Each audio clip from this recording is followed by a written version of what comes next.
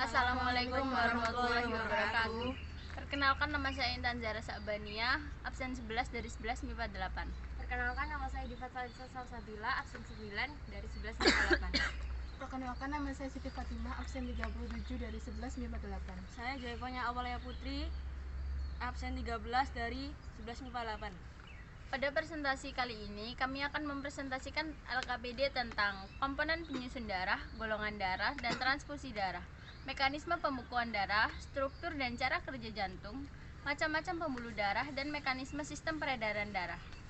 Tugas diskusi. Yang pertama, melengkapi diagram komponen penyusun darah. Yang kedua, menuliskan ciri-ciri, struktur, fungsi, disertai gambar pada masing-masing komponen penyusun darah.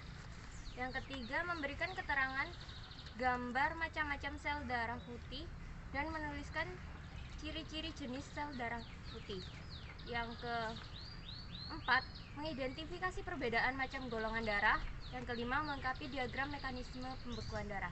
Yang pertama, melengkapi tentang komponen darah beserta fungsinya. Yang pertama, plasma darah berfungsi mengangkut sari makanan ke sel-sel. Yang kedua, eritrosit mengikat oksigen lalu diedarkan ke tubuh. Yang ketiga, leukosit menghasilkan antibodi. Yang keempat, trombosit melakukan pembekuan darah. Berdasarkan gambar di atas, isilah tabel di bawah ini. Gambar A, jenis leukosit basofil, fungsinya histamin bergranulosit. Yang gambar B, eosinofil, fungsinya alergi bergranulosit. Yang C, monosit, fagositosis dan agranulosit. Yang D, neutrosit, fagositosis dan granulosit. Yang E, limfosit, antibodi, agranulosit. Identifikasi perbedaan macam golongan darah. Golongan darah A memiliki agglutinogen A, agglutinin B, dan resipien dari golongan darah A, donor terhadap golongan darah A. Untuk golongan darah B, memiliki agglutinogen B dan memiliki agglutinin alfa. Mendapat resipien dari golongan darah B dan donor terhadap golongan darah B. Golongan darah AB memiliki agglutinogen A dan B, agglutinin tidak ada, resipien dari golongan darah universal, donor terhadap golongan darah AB. Golongan darah O tidak memiliki agglutinogen, memiliki agglutinin A dan B, resipien dari golongan darah O, donor terhadap golongan darah universal. Melengkapi diagram mekanisme pembekuan darah di bawah ini. Yang pertama, trombosit pecah mengeluarkan trombokinase. Lalu antihomofilia terdapat vitamin K.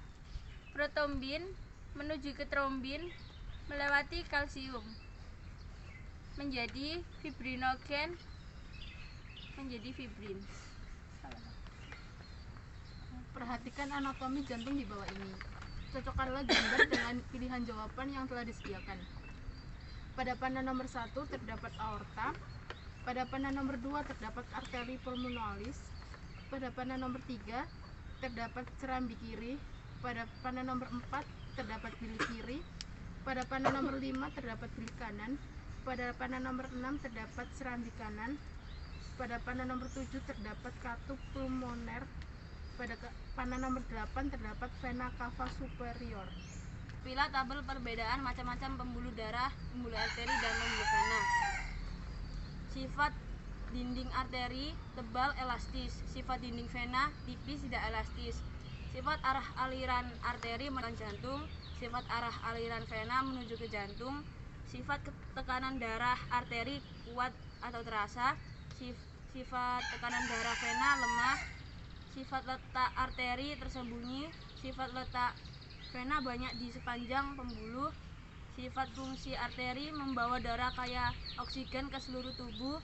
Sifat fungsi vena membawa darah kayak karbon dioksida dari tubuh ke jantung. Tentukan istilah yang tepat untuk masing-masing pernyataan di bawah ini. Sekat yang memisahkan antar ruang jantung, arteri besar yang dekat jantung, katup jantung yang berada di antara atrium kanan dan ventrikel kanan, diastol, tekanan darah pada saat bilik jantung mengembang sehingga darah mengalir ke dalam bilik jantung. Valvula katup jantung, katup bikuspidalis, katup jantung yang berada di antara atrium kiri dan ventrikel kiri. Sistol, tekanan darah pada saat bilik jantung menguncup sehingga darah terdorong keluar jantung. Untuk peredaran darah kecil dari bilik kanan menuju paru-paru melewati arteri pulmonalis. Dari paru-paru menuju jantung atau serambi kiri melewati vena pulmonalis. Untuk peredaran darah besar dimulai dari bilik kiri menuju aorta, lalu diedarkan ke seluruh tubuh, lalu kembali melewati vena cava kembali ke jantung serambi kanan.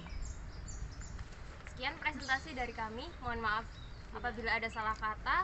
Wassalamualaikum warahmatullahi wabarakatuh.